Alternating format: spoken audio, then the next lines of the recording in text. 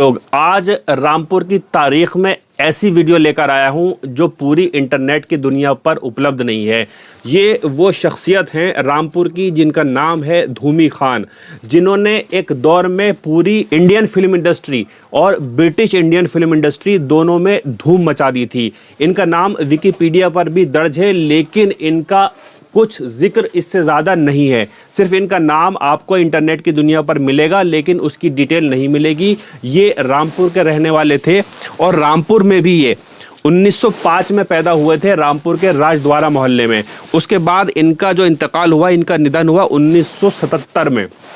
ये 80 साल पुराना रिकॉर्ड जिस शख्स ने खोजा है, इस शख्सियत को कोई जानता नहीं है। ये म्यूज़िक डायरेक्टर रहे हैं, बहुत बड़े म्यूज़िक डायरेक्टर रहे हैं, बहुत बड़ी बड़ी फिल्मों में इन्होंने गाया भी है और कहते हैं कि मोहम्मद रफ़ी साहब की टक्कर का ये गाते थे।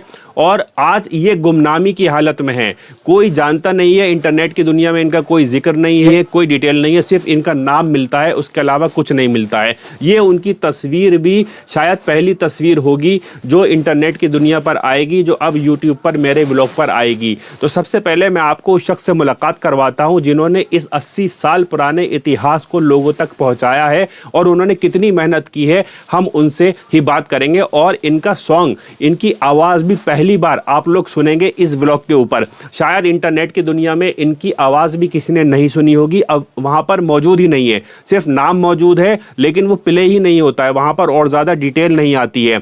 तो इनकी आवाज़ भी मैं आपको सुनवाऊंगा। और सबसे पहले मैं मुलाकात करा दूं, मेरे पास बैठे हुए राशिद साहब, क्या हालचाल? ठीक है। ये बताइए, ये मेरे साथ बैठे हुए ये हैं राशिद साहब जो कि रामपुर के हैं, जिन्होंने ये 80 साल पुराना इतिहास खोजा है। ये राशिद साहब, आपने इन्हें खोजा है, कितनी मेहनत लगी आपको? मुझे इसको ढूंढने में 5 महीने लग गए साहब। 5 महीने लगे? तो बताइए सबसे पहले कैसे खोजा इन्हें? मैं हर मोहल्ले में गया तो मुझे पता चला कि इस मोहल्ले में हेड साहब रहते थे धूमी खां, जो कि पुलिस में थे। फिर एक मोहल्ले में गया तो वो बोले कि मेरे बाप रिक्शा चलाते थे, धूमी खां। फिर एक मोहल्ले में गया तो वो बोले मेरे बाप तो हकीम थे। फिर एक मोहल्ले में गया तो वो बोले मेरे बाप धूमी खां हकीम थे। फिर एक मोहल्ले में गया तो वो पहलवान थे। तो साहब, फिर एक साहब कहने लगे कि तुम्हें धूमी खां से क्या लेना देना। फिर इस तरीके से मैं हिम्मत नहीं हारी और फिर मुझे पता चला कि धूमी खां जो थे राजद्वारे में रहते थे और मैंने उनको ढूंढ निकाला। इस तरीके से मेरे पास एक रिकॉर्ड भी, इत्तेफाक से एक ही रिकॉर्ड था और मैंने उनको ढूंढ निकाला। अच्छा, इन्होंने आज़ादी से पहले भी फिल्में करी हैं? जी, आज़ादी से 1940 में दो रंगिया डाकू और याद रहे में, और उसके बाद फिर इन्होंने और फिल्मों में 1950 में भी इन्होंने जो है वो उसमें लिखा हुआ है। और उसके बाद फिर नकाब पोश में भी इन्होंने संगीत दिया है और गैर फिल्मी इन्होंने उसमें भी संगीत दिया है और कव्वालियों में भी कंपोज किया है। दोस्तों, मैं आपको बता दूं, ये भारत के ऐसे म्यूज़िक डायरेक्टर थे, ऐसे गाने भी गाते थे, संगीतकार भी थे ये, जिन्होंने आज़ादी से पहले, यानी जब ब्रिटिश इंडिया का दौर था, उस वक्त में भी भारतीय फिल्म इंडस्ट्री में हिंदी गाने गाए थे और उनको म्यूज़िक भी डायरेक्ट किया था। और उसके बाद आज़ाद भारत में भी इनकी कई बड़ी फिल्में हिट हुई हैं, जिनके बारे में जो है ये जो है बता रहे हैं। ये बताइए कि इनके बारे में पता कैसे चला आपको? ये सब जब एक ये रिकॉर्ड मुझे मिला, मेरे पास रिकॉर्ड है ये धूमी खां का चीना पाटिल के साथ। तो कुछ ये चीना पाटिल के साथ रिकॉर्ड, फिर एक ये कलकत्ते की एक किताब मेरे पास आई जिसमें इन्होंने कलाकार के रूप में भी काम किया है। तो उसमें एक फ़ोटो मिला धूमी खां का, तो वो फ़ोटो मिलाया कुछ ये रिकॉर्ड और फिर कुछ थोड़ा बहुत पता लगाया तो पता चला कि ये खुरमे वाली ज़ियारत पे रहते थे और एक 90 साल की उम्र के एक धूमी खां के कोई दोस्त रहते हैं वहाँ। उन्होंने कुछ बताया कि मेरे साथ शिकार पे जाते थे, कुछ थोड़ा बहुत उन्होंने बताया, कुछ उन्होंने बताया। वहाँ सब ढूंढ ढांढ के पता चल गया कि भाई ये इस तरीके से रहते थे। अच्छा, तो अभी फ़िलहाल इनके बारे में और क्या जानते हैं आप? इनके बारे में अब ये सब कुछ पता चल गया। अब आगे इनके बारे में अब बम्बई और कलकत्ता और फ़ोन कर रखा है, वहाँ से कुछ लोग बताएंगे कि भाई इनके बेटे। अच्छा, रज़ा लाइब्रेरी में और आकाशवाणी में भी खोजा आपने इन्हें? रज़ा लाइब्रेरी में सब किताबें उन्होंने मेरे आगे लाकर डाल दी, मगर वहाँ कुछ नहीं पता चला। रद अच्छा। लाइब्रेरी में, जी हाँ, उन्होंने मुझे सारी किताबें मेरे आगे लागे डाली, जिसमें मैंने सब छानबीन करी कई घंटे, मगर वहाँ नहीं पता चला। अच्छा, और आकाशवाणी में? आकाशवाणी में तो नहीं पता चलेगा, क्योंकि आकाशवाणी में कुछ नहीं है, रिकॉर्ड इनका नहीं है? नहीं है। मेरे आप पास गए ही मेरे पास ही जो रिकॉर्ड हैं उसमें ही रिकॉर्ड एक धूमी खां का रिकॉर्ड इत्तेफाक से था। आपने पता किया वहाँ पर? मैंने पता करा, नहीं था वहाँ? नहीं था। अच्छा, अब दिखाइए कौन सा रिकॉर्ड आपके पास जो है वो लगा। पहले मैं वो रिकॉर्ड की कॉपी दिखा दूं। वो भाई 1933 33 का। यानी आज़ादी से भी पहले का ये रिकॉर्ड है। हालांकि टूट गया है। ये पत्थर के रिकॉर्ड होते हैं, ग्रामोफोन के ये रिकॉर्ड होते हैं, और ये 1933 का बताया जा रहा है। इतना पुराना रिकॉर्ड है आपके पास, तो ये चलेगा? चलेगा। अच्छा, ज़रा सुनवाइए। अब हम आपको इस महान आर्टिस्ट की, इस महान संगीतकार की, इस महान म्यूजिक डायरेक्टर की आवाज़ सुनवाते हैं आपको।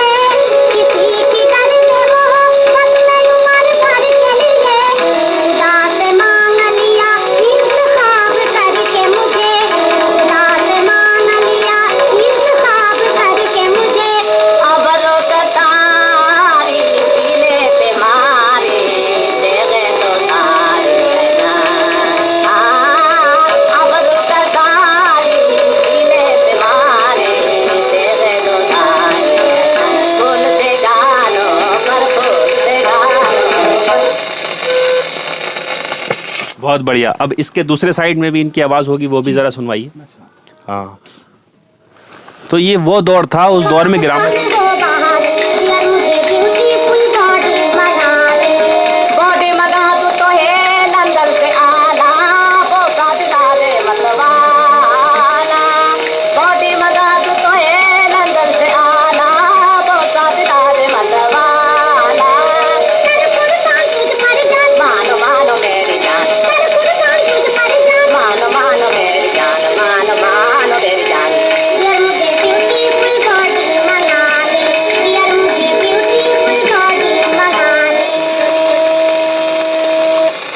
बहुत बढ़िया, बहुत बढ़िया।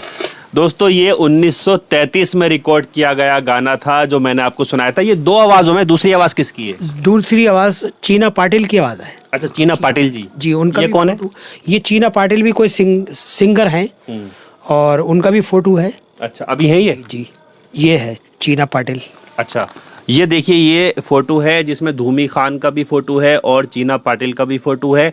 तो ये चीना पाटिल जी अभी हैं क्या? ना, चीना पाटिल भी 1933 की ही, उस जमाने में बहुत सिंगर। जी, इनका भी इंतकाल हो गया, इनका भी निधन हो जी गया इनका भी। जी। अब ये कौन थी चीना पाटिल? उस जमाने में बहुत सिंगर थी, जैसे कानन देवी के साथ भी धूमी खान ने गाना गाया है। मगर अब वो धूमी खान ने कौन कौन से गाने गाए हैं जो ज़्यादा चले हैं? वो उसके अंदर लिस्ट में है, मगर अब फूल कुमारी के साथ भी गाया है, मगर वो हमारे पास रिकॉर्ड नहीं है। अच्छा, आज़ादी से पहले और आज़ादी के बाद कौन कौन सी फिल्में गाई? वो नकाब पोश में, आज़ादी के बाद तो नकाब पोश में भी संगीत दिया है। संगीत मतलब म्यूजिक डायरेक्टर थे? Music director. तो वो उसमें नकाब पोश में जो गाना गाया है, तो उसके अंदर सब वो जो हैं गाया है उन्होंने, और नकाब पोश संगीत दिया है। और उसके अंदर वो मेरे पास उनका नंबर भी है, मगर वो जो है गाने वाली जो हैं संगीतकार, वो सिंगर जो हैं, उनका नंबर है मेरे पास, मगर वो उसमें है, कोमा में है। नहीं तो वो स्वास्थ्य ठीक नहीं उनका। मैं उनसे पूछना चाह रहा था। क्या नाम है उनका? उनका नाम है सुलक्षणा कदम। अच्छा, सुलक्षणा कदम से मैंने एक दिन नंबर मिलाया, तो उनके बेटे बोले कि वो अब कोमा में है, वो नहीं बता पाएंगी। 95 साल की उम्र है उनकी। नहीं तो उन्होंने साथ में काम किया धूमी खान के? धूमी खान ने उनके संगीत में गाने गाए हैं। अच्छा, उन्होंने गाने तो वो 10 साल पहले तो बात कर लिया करती थी, मैं उनको शुभकामनाएं देता था उसकी, उनके जन्मदिन की, तो वो बात करती थी। अब नहीं, 10 साल से नहीं बताएंगी। अच्छा, तो इसलिए वो बोली कि अब वो, उनके बेटे बोले कि वो कोमा में है। तो दोस्तों ये राशिद साहब थे जिन्होंने धूमी खान पर काम किया है। ये वो धूमी खान है। रामपुर के लोग इन्हें नहीं जानते हैं। संगीत की दुनिया में रामपुर ने बड़े बड़े लोग दिए हैं। रामपुर सैसवान घराना पूरी दुनिया में जाना जाता है रामपुर के। आज यहाँ पर इनकी तस्वीर भी सामने आई है और सारी डिटेल, और सबसे बड़ी बात यह है इनका गाया हुआ गाना भी मैंने आपको इस ग्रामोफोन के माध्यम से सुनवाया है। तो रामपुर की ये तारीख है, इसको बहुत दूर तक पहुँचाइए, पूरी दुनिया को बताइए कि हमारा जो शहर है, अरे इस शहर ने कितने बड़े बड़े फनकार, कितने बड़े बड़े लोग जो है इस दुनिया को दिए हैं, और हमारे शहर के कौन लोग हैं जिन्होंने पूरी दुनिया में अपने शहर का नाम रोशन किया।